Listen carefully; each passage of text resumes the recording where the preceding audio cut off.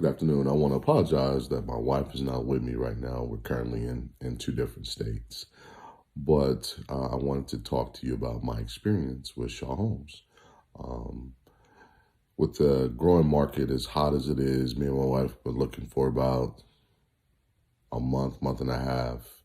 And for a great reason, we ran across Ian and Ashley, who took care of us from end to end in our home buying process.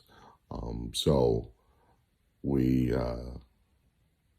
got with Ian and Ashley, and they set us down, walked us through a couple of homes, and my wife found the one that she really liked, and we settled on the Kincaid. The actual hard part was finding it. The easy part was trying to select the how to build and design the home to our likings. My wife and I have been together for 20 plus years, and this is the actual first home that we've actually had built. So for her, it was kind of like a kid in a candy store, walking around picking out different areas of the house to trying to design it to see what it would look like and put it together. And Ashley and Ian just sat back and just watched her glow. Our experience was pretty good. It was nice. We were treated with kindness, and we were giving everything up front.